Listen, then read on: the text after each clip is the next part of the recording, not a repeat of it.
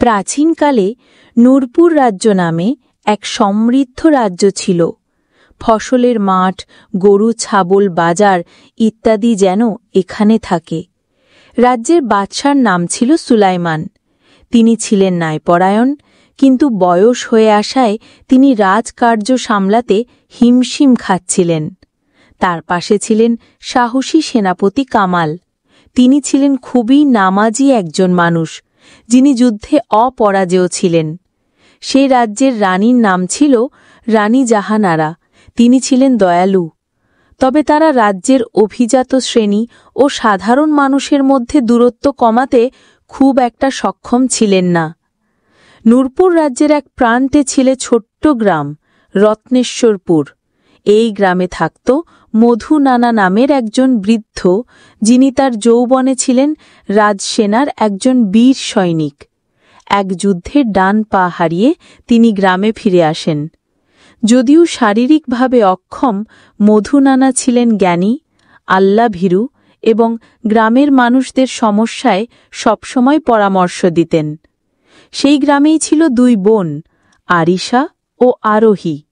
আরিশা বড়, বুদ্ধিমতী ও সাহসী। আরোহী ছোট, হাসি খুশি, কিন্তু কিছুটা সরল। তাদের বাবা ছিলেন আলাউদ্দিন। তিনি শারীরিকভাবে খুবই অসুস্থ, কোনো কাজ করতে পারতেন না। মা মিম সেলাইয়ের কাজ করে সংসার চালাতেন।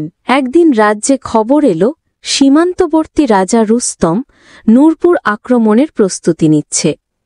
সেনাপতি কামাল রাজাকে বললেন, বাদশাহ, আমরা প্রস্তুত হতে পারি, কিন্তু খাদ্য সংস্থান ও সৈন্যদের মনোবল দুটোই এখন দুর্বল। রানী, তোমার কি কোনো পরামর্শ আছে? আমাদের রাজ্যের ভেতরেই মানুষের মনে অসন্তোষ আছে। যদি আমরা তাদের আস্থা না ফেরাই, শত্রুর বিরুদ্ধে ঐক্য গড়া কঠিন হবে। এদিকে রত্নেশ্বরপুর গ্রামে খরা দেখা দিল। মাঠের পর মাঠ ফসল নষ্ট হয়ে মানুষ অভাবে পড়ল।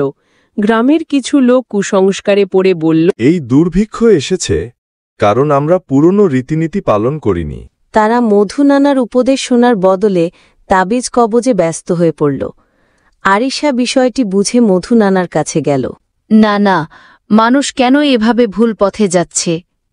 আরিশা, যখন মানুষ আল্লাহর উপর আস্থা হারায়, তখন শয়তানের কুমন্ত্রণা সহজে প্রভাব ফেলে। এখন সময় এসেছে সত্য ও ন্যায়ের কথা তাদের মনে করিয়ে দেওয়ার। একদিন সেনাপতি কামাল গ্রামে এলেন সৈন্য সংগ্রহ করতে। তিনি দেখলেন গ্রামবাসীরা একত্রিত হতে চাইছে না। আরিশা সাহস করে বলল, আপনি কি রাজাকে বলতে পারবেন, যদি তিনি গ্রামের জন্য সাহায্য পাঠান, তবে মানুষ তার ডাকে সাড়া দেবে এবং যুদ্ধে যাবে? তুমি কে? আমি রত্নেশ্বরপুর আরিশা। আমার বোন আরোহী আর আমি চাই আমাদের গ্রাম রাজ্যের পাশে দাঁড়াক এবং আমাদের গ্রামকে মুক্ত করুক। সেনাপতি রাজাকে বিষয়টি জানালেন। রানী জাহানারা এই প্রস্তাবে খুশি হয়ে খাদ্য ও ওষুধ পাঠালেন গ্রামে। এতে মানুষ কিছুটা আস্থা ফিরে পেল। আরিশা, আরোহী ও মধু নানা সিদ্ধান্ত নিলেন। তারা রাজধানীতে গিয়ে বাদশাহ সামনে গ্রামের সমস্যাগুলো তুলে ধরবেন। কিন্তু যাওয়া পথে তারা ডাকাতের আক্রমণের মুখে পড়ল। মধু নানা লাঠি দিয়ে প্রতিরোধ করলেন, যদিও তার এক পা ছিল না। আরিশা ও আরোহী সাহসিকতার সাথে সাহায্য করল। শেষমেশ রাজসেনারা এসে তাদের উদ্ধার করল। রাজধানীতে পৌঁছে আরিশা রাজাকে বলল, বাদশাহ, যদি প্রজারা ক্ষুধার্ত থাকে তবে তারা যুদ্ধেও মন দিতে পারবে না। ইসলাম আমাদের শিখিয়েছে ন্যায় প্রতিষ্ঠা শুরু হয় মানুষের মৌলিক চাহিদা পূরণ থেকে। তুমি ঠিক বলেছ মি। সেনাপতি কামাল, তুমি অবিলম্বে প্রত্যেক গ্রামে সাহায্য পাঠাও। রানী জাহানারা যোগ করলেন, আমাদের রাজ্যে কুসংস্কার ও অজ্ঞতা অনেক। আমাদের আলেম ও বিদ্বানদের পাঠাতে হবে, যেন মানুষ কুরআন সুন্নাহর আলোকে পথ খুঁজে পায় এবং সেভাবে নিজেদের জীবন পরিচালনা করে। বাদশাহ তাদের কথা শুনে আনন্দিত হলেন এবং ঘোষণা দিলেন, 1.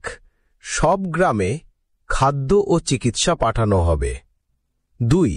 কুসংস্কার দূরীকরণে শিক্ষা কার্যক্রম শুরু হবে। 3. গ্রামের মধু নানাকে রাজপরামর্শদাতা হিসেবে সম্মানিত করা হবে। রাজ্যে ঐক্য ফিরে এলো। মানুষ স্বেচ্ছায় সেনাবাহিনীতে যোগ দিল। আরিশা ও আরোহীও যোদ্ধাদের জন্য পানি, ওষুধ ও দোয়া নিয়ে যুদ্ধের ময়দানে কাজ করল। যুদ্ধে নূরপুর সেনারা জয়লাভ করল। শত্রু রাজ্যের রাজা রুস্তম আত্মসমর্পণ করল। বিজয়ের পর বাদশাহ সুলাইমান বললেন, এই বিজয় শুধু তলোয়ারের নয়, এটি ন্যায়ের, ঐক্যের ও আল্লাহর উপর ভরসার বিজয়। যুদ্ধ শেষে রাজ্যে শান্তি ফিরে এলো। শিক্ষা, ন্যায় বিচার ও ইসলামী আদর্শে রাজ্য নতুন করে গড়ে উঠল। মধু নানা বললেন, এক পা নেই বলে আমি যুদ্ধক্ষেত্রে যেতে পারিনি, কিন্তু আল্লাহ সুযোগ দিয়েছেন ন্যায় প্রতিষ্ঠায় অংশ নিতে। নানা, আপনি তো আমাদের জন্য অনুপ্রেরণা। সবচেয়ে বড় শিক্ষা হল আল্লাহর উপর ভরসা ও ন্যায়ের পথে হাঁটলেই আলোর দেখা মেলে। রাসূলুল্লাহ সাহাব থেকে আমরা এমনটাই শিক্ষা পাই।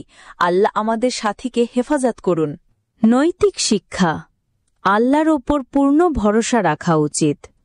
কুসংস্কার পরিহার করে ইসলামী শিক্ষা অনুসরণ করা জরুরি। ন্যায় বিচার ও মানুষের মৌলিক অধিকার রক্ষা করলে সমাজে ঐক্য আসে। শারীরিক সীমাবদ্ধতা থাকলেও ঈমান ও ইচ্ছাশক্তি দিয়ে বড় কাজ করা সম্ভব।